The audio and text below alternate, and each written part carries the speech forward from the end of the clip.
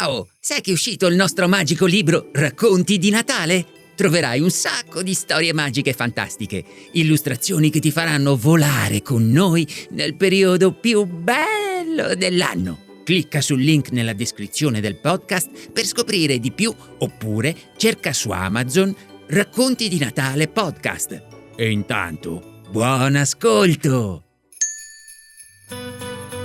Fiabe per bambini presenta Racconti di Natale, le storie da ascoltare tutti insieme intorno all'albero. La notte santa. C'era una volta un uomo che uscì nella notte buia per cercare in prestito un po' di brace per accendere il fuoco. Andò di casa in casa bussando alle porte. «Cari amici, aiutatemi!» pregava. «Cari amici, aiutatemi!» pregava. «Mia moglie ha appena dato alla luce un figlio e devo fare un fuoco per scaldare lei e il piccolo!» Ma era notte fonda e tutte le persone dormivano. Nessuno rispose. L'uomo camminò e camminò, quando finalmente vide il bagliore di un fuoco lontano. Andò in quella direzione e vide che il fuoco ardeva in mezzo a un prato. Un gran numero di pecore dormiva intorno al fuoco e un vecchio pastore sorvegliava il gregge. Quando l'uomo, che voleva prendere in prestito il fuoco, si avvicinò, vide che 3 grandi cani giacevano addormentati ai piedi del pastore.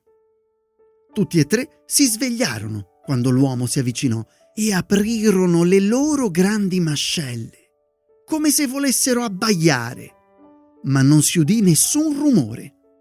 L'uomo vide che avevano il pelo ritto sulla schiena e che i loro denti bianchi e affilati brillavano alla luce del fuoco. Si avventarono su di lui. Sentiva che uno lo azzannava alla gamba e un altro alla mano e l'altro ancora alla gola.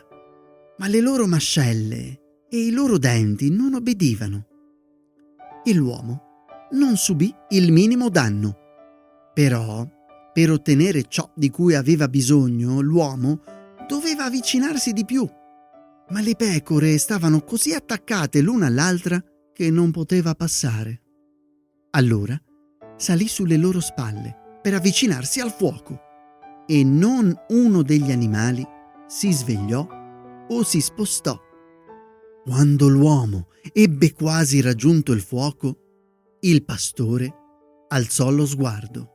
Era un vecchio burbero, scortese e duro verso gli esseri umani, e quando vide quello strano uomo che si avvicinava, afferrò il lungo bastone appuntito che usava per attendere il gregge e glielo scagliò contro. Il bastone andò dritto verso l'uomo, ma prima di raggiungerlo si piegò di lato e gli sfrecciò accanto, andando a perdersi nel prato. L'uomo si avvicinò quindi al pastore e gli disse: «Buon uomo, aiutatemi e prestatemi un po' di fuoco. Mia moglie ha appena dato alla luce un figlio e devo fare un fuoco per scaldare lei e il piccolo». Il pastore ebbe un po' di paura ripensando a quello che aveva visto, e cioè che i cani non avevano ferito l'uomo e le pecore non erano scappate da lui e che il bastone non aveva voluto colpirlo.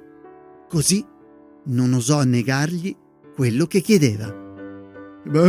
«Prendi pure il necessario», gli rispose. Ma ormai il fuoco era quasi spento. Non erano rimasti tronchi o rami, solo un grande mucchio di brace. E l'uomo non aveva né vanga né pala per prendere i carboni incandescenti.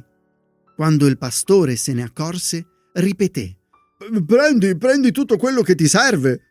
Ed era contento, perché l'uomo non avrebbe potuto portare via neanche un pezzetto di quella brace ardente.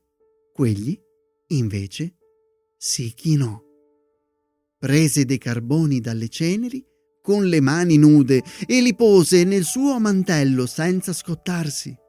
Nemmeno il mantello ebbe la più piccola bruciatura e li portò via come fossero noci o mele. Quando il pastore, che era un uomo crudele ed insensibile, vide tutto questo, pensò: «Ma che notte è mai questa? Quando i cani non mordono, le pecore non si spaventano, il bastone non uccide e il fuoco non brucia». Richiamò l'uomo e gli chiese: «Ma che genere di notte è mai questa? E come mai ogni cosa ha compassione di te?» Allora l'uomo gli rispose: «Io non posso spiegarvelo se non lo vedete da voi». Ed espresse il proposito di continuare il suo viaggio, così da poter accendere finalmente il fuoco per riscaldare la moglie e il figlioletto. Il pastore, che non voleva perderlo di vista prima di aver scoperto il mistero, si alzò e lo seguì fino al luogo dove viveva. Così vide che non aveva nemmeno una capanna in cui vivere e che sua moglie e il bambino giacevano in una grotta nella montagna dove non c'era nulla se non la fredda e nuda pietra delle pareti.